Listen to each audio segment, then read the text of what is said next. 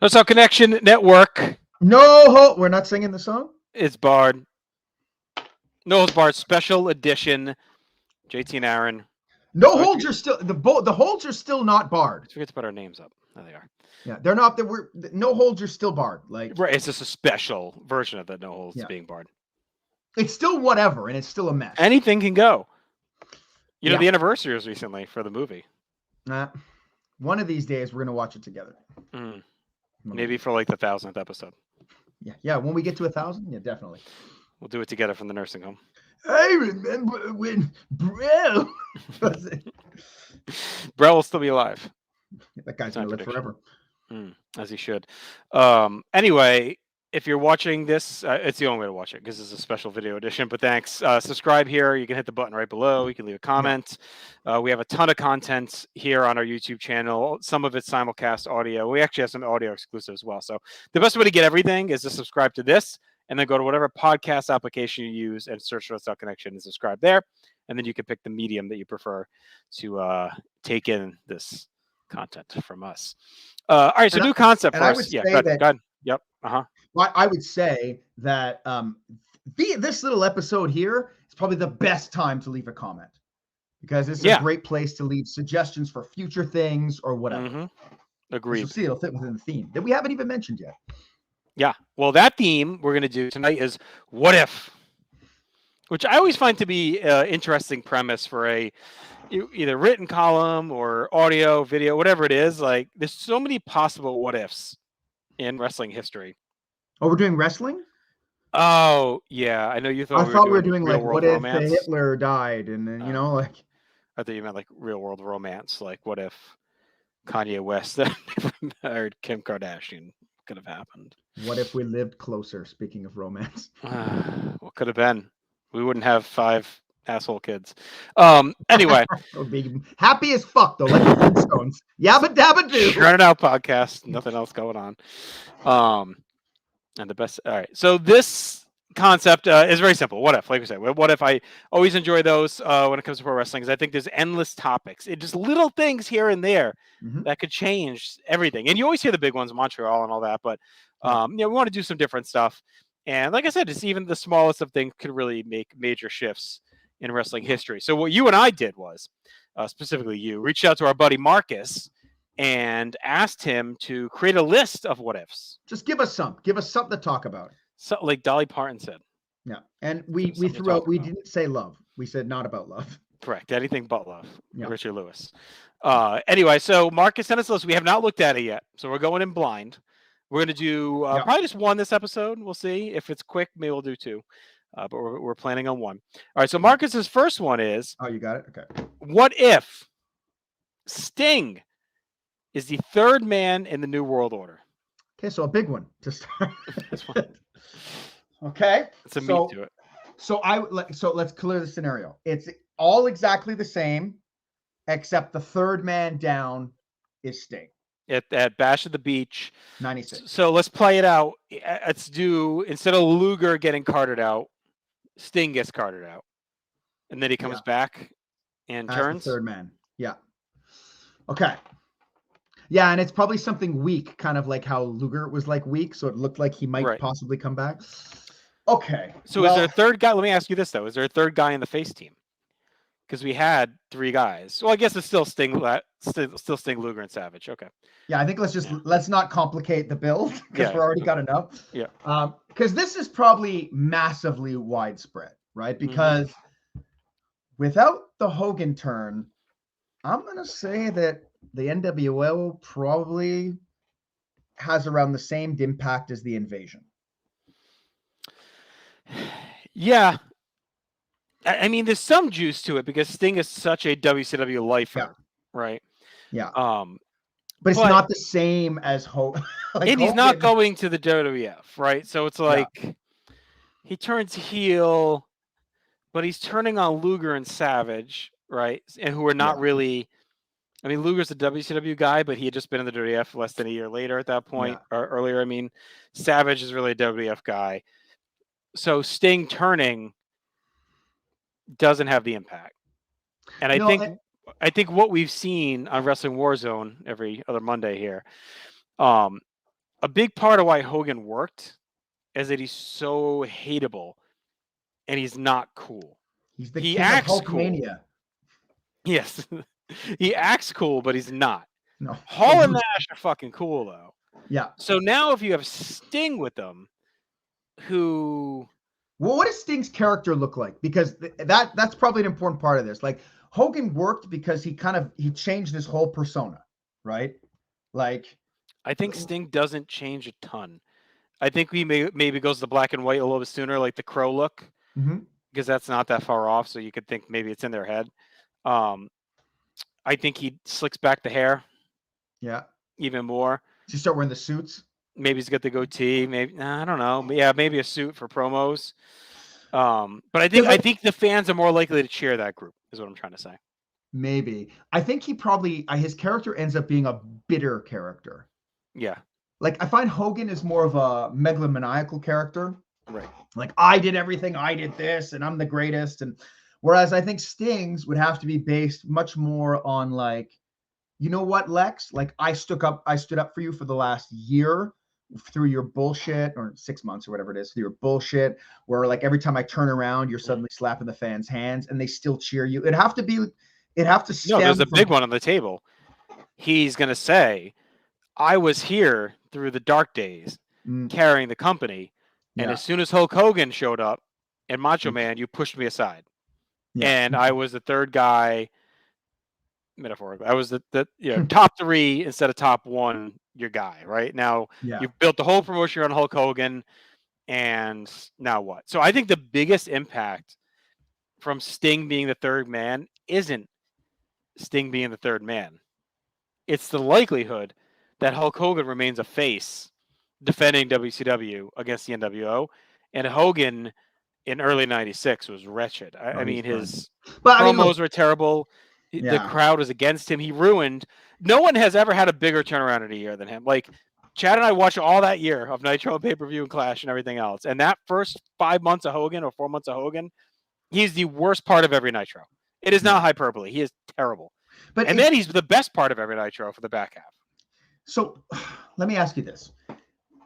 Is Hogan the worst part of every Nitro because of what they have him involved in? Because as I'm watching, like I watched through 95 WCW.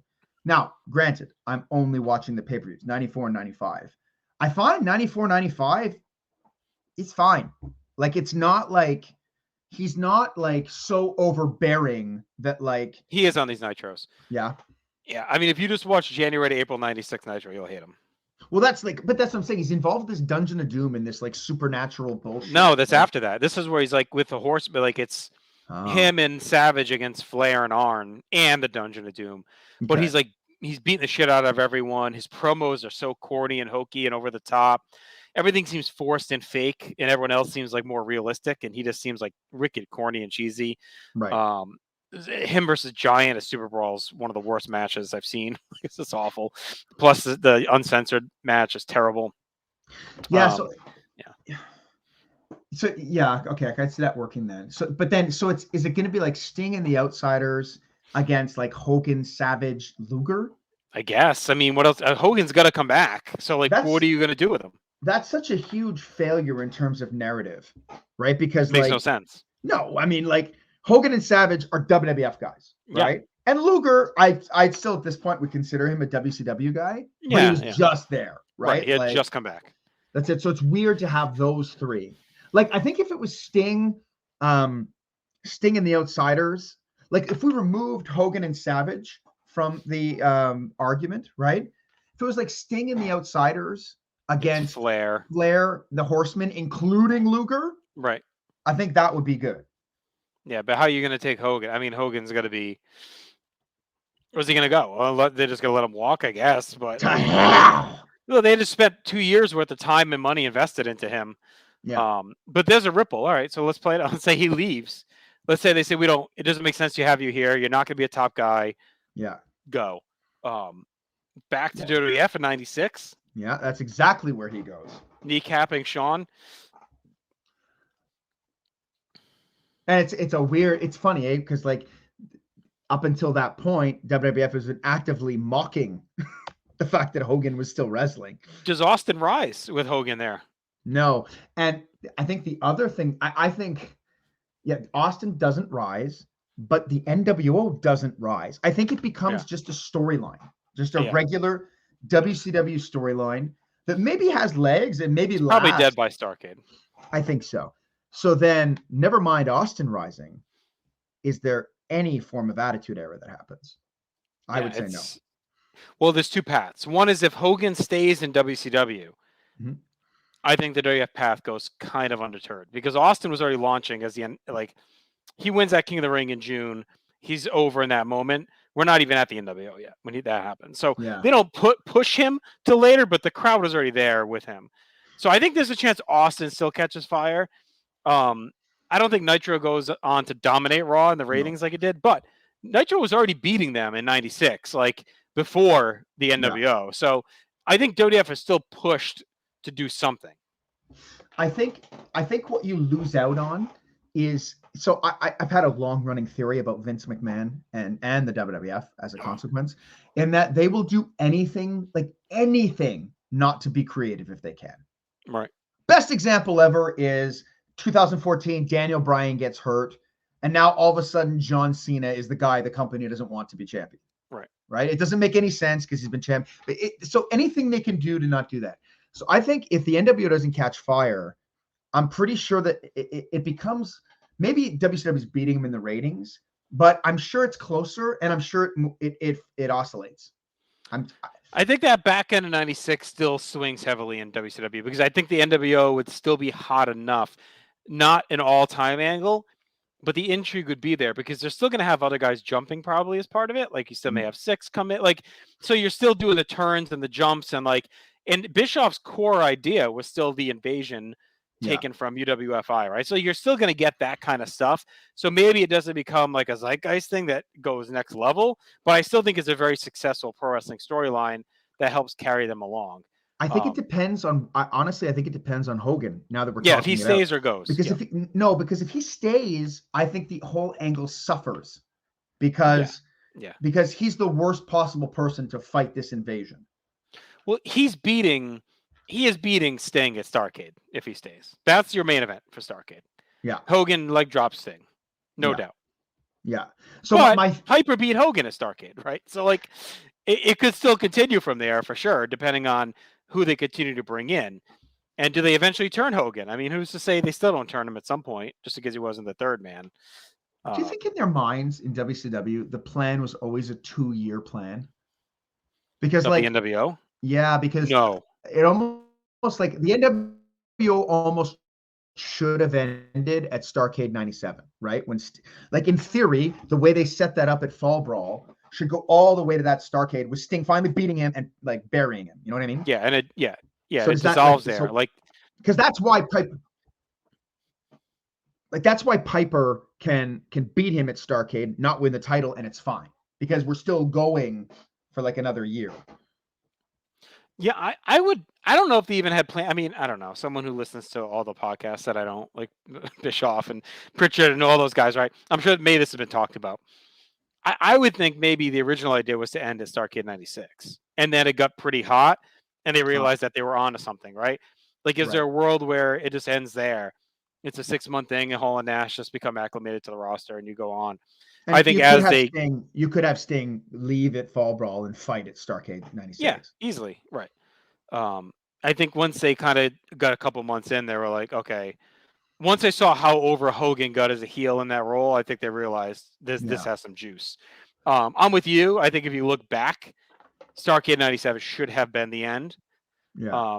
But it's tough. It's so easy to criticize getting out on top. Oh yeah, because it's the easiest criticism you can make of anything, and you hear it all the time. TV, guys retiring. Oh, go out as champion. It's so easy to sit there and say, "Go out at your best" or "Go out while you're hot." It is so hard to do. It is hard to cash out on that cash cow. Jerry Seinfeld couldn't do it, and he tried. Yeah. Right.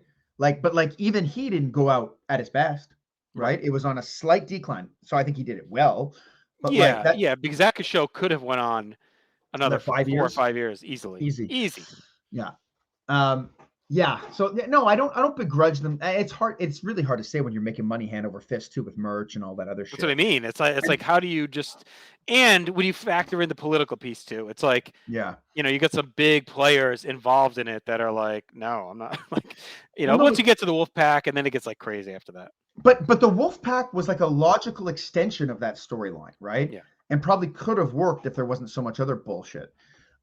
My point I was trying to say with them being uncreative is I don't think at any point, if the NWO isn't as big as it gets in WCW, does Vince do something drastic like allow them to create DX? Yeah. And that's kind of like I know that But maybe Austin, it may be because DX to me was born more out of Sean wresting control from Brett as like the guy, right? He wanted to be with his yeah, buddies and push the envelope. Like I think that may have naturally evolved anyway. Because one thing we haven't mentioned, which I keep wanting to work into this conversation, is the existence of VCW, mm, which was really starting to drive what wrestling could look like. And I know they weren't right, at a big level, but they had their first pay-per-view in '97. They were starting to catch on with the counterculture. You hear it all the time, South Park, Jerry Springer. Like we were headed that way anyway in general with pop culture and yeah. whatnot. So I think there's a chance they skew that way anyway. So as long as Hogan stays in WCW and we kind of keep that Brett Shawn pace, which probably was heading that way anyway, like they were already burning in early '96 with each other. And if Vince still picks Shawn, I think that goes to plan. I The just big think that question is really if Hogan leaves and Vince caves again yeah, and brings him back. I think it's all Hogan because if Yeah. Hogan stays in WCW, he kind of probably helps tank that angle. Yeah. So there's no need to change anything creatively, right? To change they Yeah. won't do it. They've proven time and time again they don't do stuff creative until they're backed up against the wall. That's why WrestleMania 1 was a big jump. Like it's all those Yeah. moments where they need, right? So if Hogan stays in WCW, they don't need to change. So sure, maybe Austin still rises, maybe a few pieces still go, Right. but I don't think we get the product is very different. Now, if Hogan comes to WWF, like that's a whole other story Mm.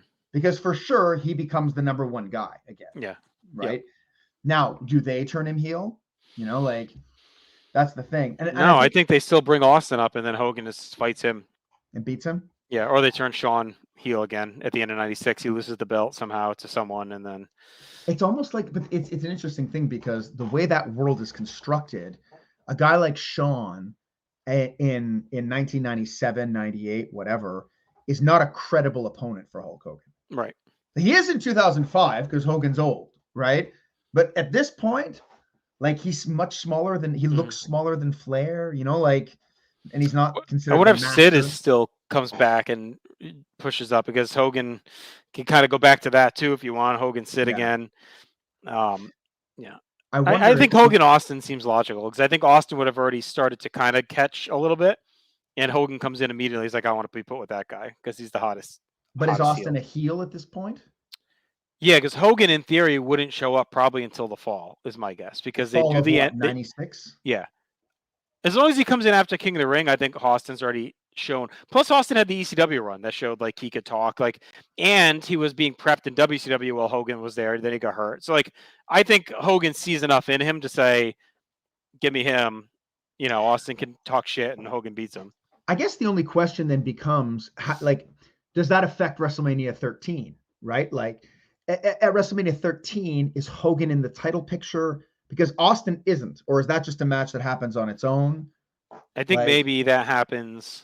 do we just get the Brett Shawn stuff? Yeah, Like, maybe you get Brett, Shawn, Hogan, Austin, Taker, Sid. I don't know if Sid still comes back and wins the belt. It's hard to say. Hogan's probably the title picture at Mania. So could Austin win the belt from Shawn? or They could heat him up and have him win it. or does Hogan win the belt from Shawn at? I guess Austin's the heel. They're not doing face. They need a heel Yeah. intermediary to get to Mania.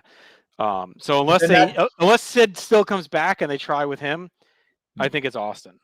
I think that ends up fucking Austin long term. Oh yeah, he doesn't. He's done because after WrestleMania 13, when Hogan beats him, which he will, it's just he's just another guy on that pile. Yeah. And then it's curious, like at that point, like is WCW still alive? Like does it get big again? Do they get rid of Brett in late '97? They may never bring him back in '96 if Hogan comes back. Brett may go to WCW. He may say, "I'm not coming back if Hogan's coming back." Is Brett the only guy? Brett would have been a much better choice than, say, Sting for the third man.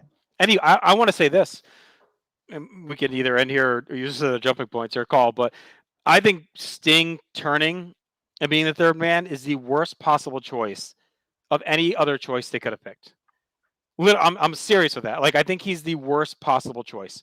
I think the rumors of Mabel going would have been better than if Sting goes, because then you still keep the WWF thing as part of it, and you're not turning the WCW guy. So if Mabel goes, you're still leaving room on the table for a Hogan or for a Savage or whoever to like eventually come in, because it's still just WWF guys. Mabel was a world title guy less than a year ago in WWF.